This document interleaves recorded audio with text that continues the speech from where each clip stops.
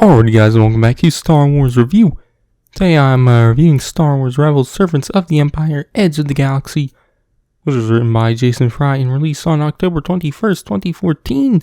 So yeah, it's the first in a series of 4 middle grade novels titled Servants of the Empire, which follow the character Zare Leonis, who appears in a few episodes of Season 1 of Star Wars Rebels. He's not a major character in the animated series, but you know, he gets a lot more fleshed out in this novel series. At least I assume. I've only read this one, and he's definitely a lot more fleshed out in this one. But this novel did come out before any of the episodes he appeared in did. So yeah, obviously the first episode I think is episode 6. I forget the title of it, but in this novel we see him before the events of that episode, and he's we see him living on Lothal, wanting to follow in his sister's footsteps and get into the Imperial Academy, which throughout the story you kind of see him get more and more radicalized and, lose hope in the Empire, I guess, after seeing how they're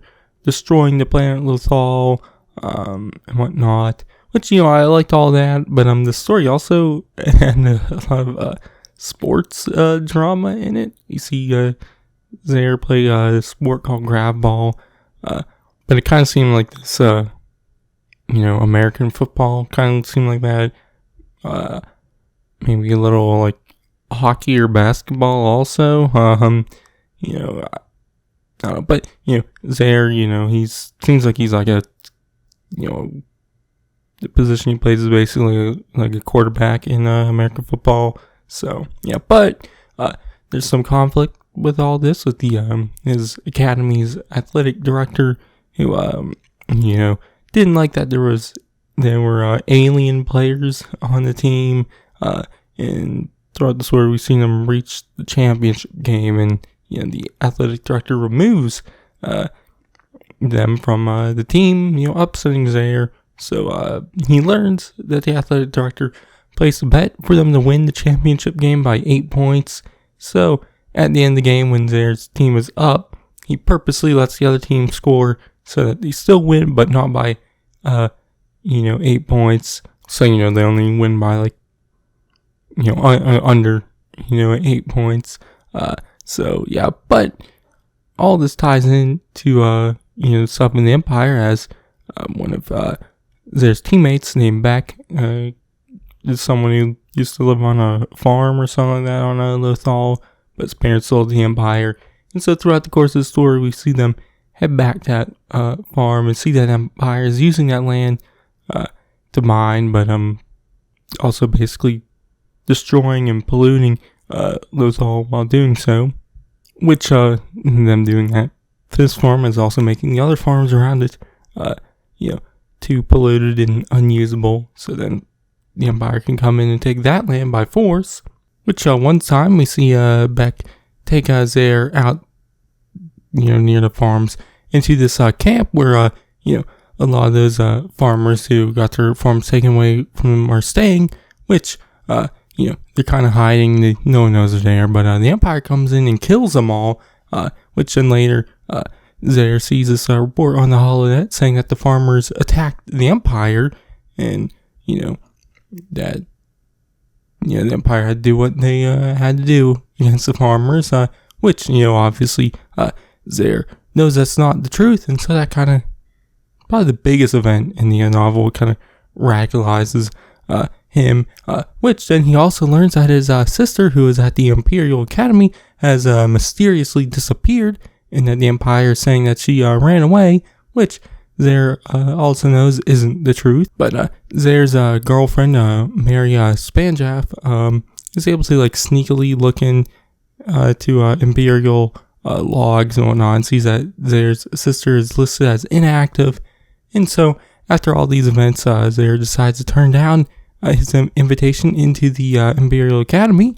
But after he helps Beck take out some Imperial transports, he talks him and decides that joining the Academy is the best shot at finding his sister. And so the story ends with him joining the Academy.